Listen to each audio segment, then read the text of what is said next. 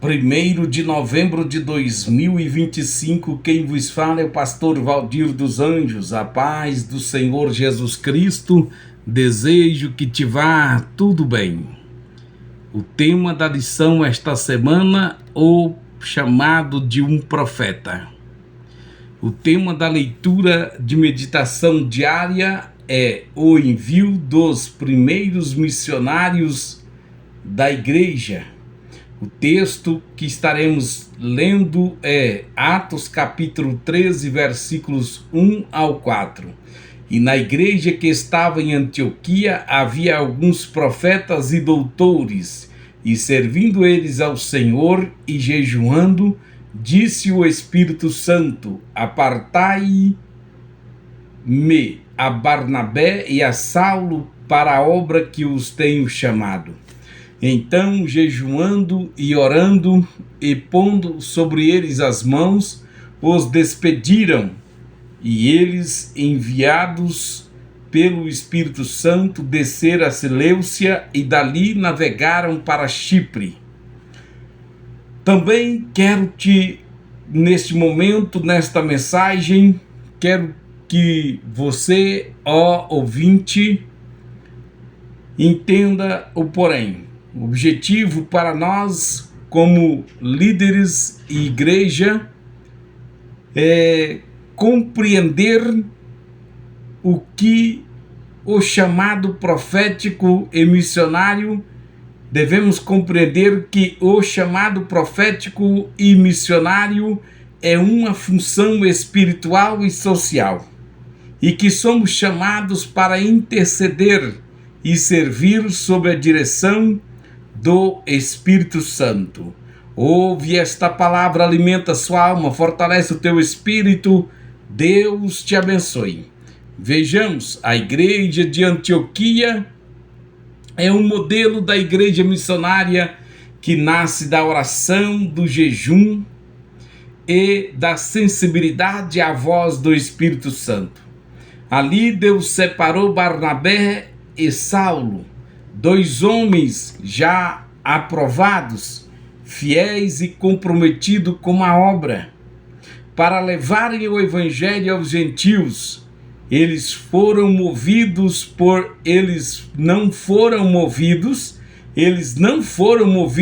ambição, mas por obediência ao chamado divino.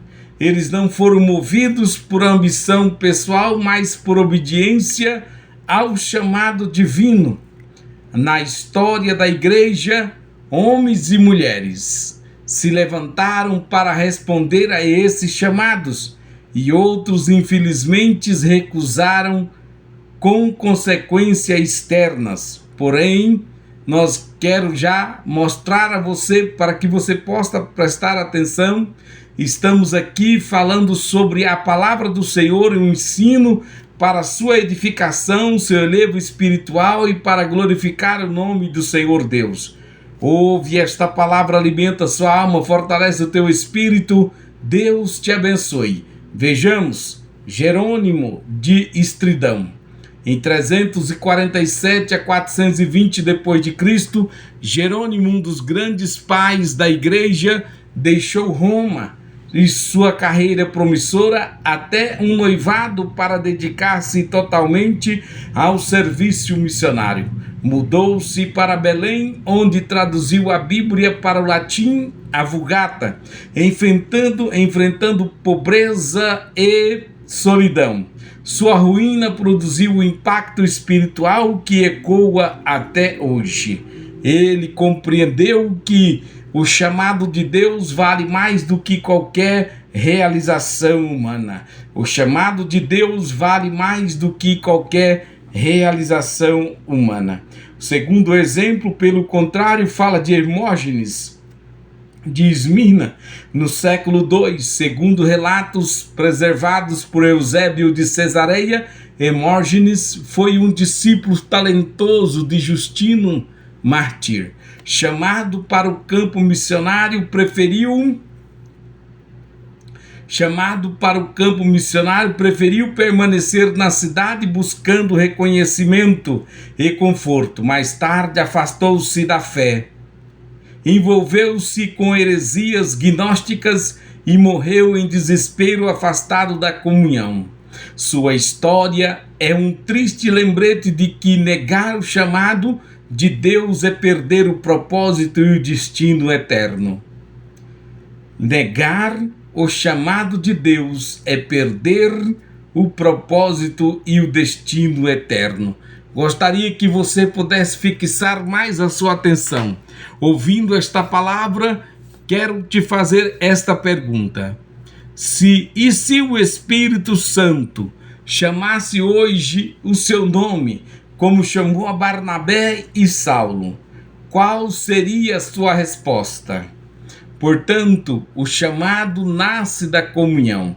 A igreja de Antioquia tinha líderes espirituais maduros, unidos na oração e jejum. O Espírito Santo fala aonde há comunhão. O Espírito Santo fala aonde há comunhão. O ministério não começa em plataformas, mas no altar da intercessão.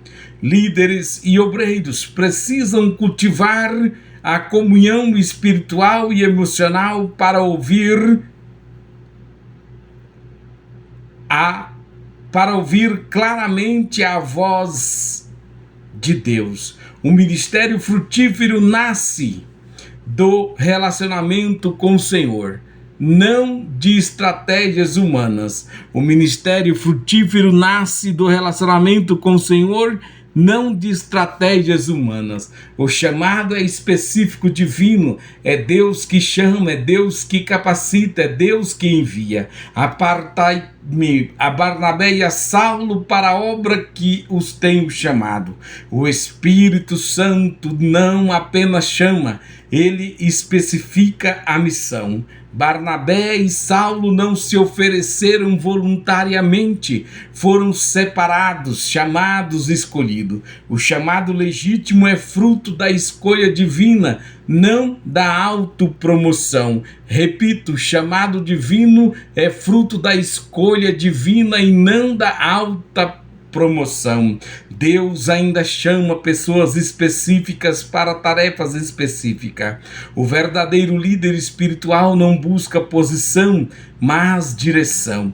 O chamado não é sobre capacidade, mas sobre disponibilidade. Portanto, o chamado não é sobre capacidade, mas sobre disponibilidade. Vejamos, o chamado requer envio e cobertura. Então, jejuando e orando e pondo sobre eles as mãos, os despediram. O envio missionário tem duas dimensões essenciais: legalidade espiritual, a imposição de mãos pelos líderes, a eficácia ministerial, o reconhecimento da igreja.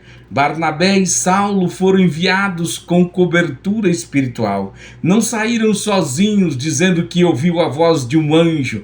Não saiu sozinho dizendo que receberam uma nova revelação. Não saíram sozinhos dizendo que não precisava de líderes e pastores. Aqueles que empunharam as mãos sobre eles eram líderes, eram seus líderes, eram os pastores, eram os doutores, eram os mestres, eram os profetas incumbidos de autoridade espiritual da parte de Deus para impor as mãos sobre eles e os enviar. Nenhum ministério floresce sem submissão. Meu Deus, nenhum ministério floresce sem submissão. O obreiro precisa estar debaixo da autoridade espiritual, pois quem não se submete não tem autoridade. O obreiro precisa estar debaixo da autoridade espiritual, pois quem não se submete não tem autoridade. Jesus de poder e glória, o chamado conduzido pelo Espírito, o chamado é conduzido pelo Espírito,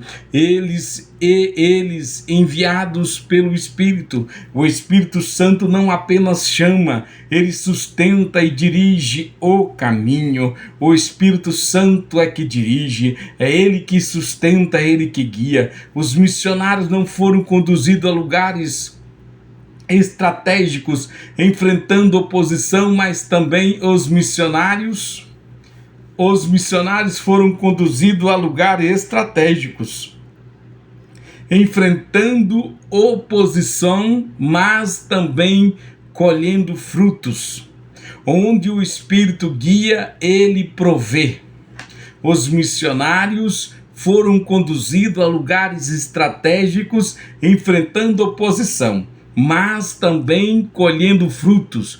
Onde o Espírito guia, ele provê. A liderança atual precisa descobrir esse negócio.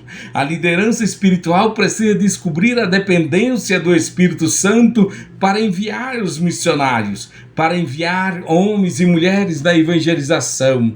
Portanto, precisamos ter dependência do Espírito Santo. Projetos humanos produzem resultados passageiros, mas quando o Espírito dirige, vidas são transformadas e o reino expandido. Quando o Espírito dirige, vidas são transformadas e o reino expandido. Vejamos que a igreja hoje precisa disso.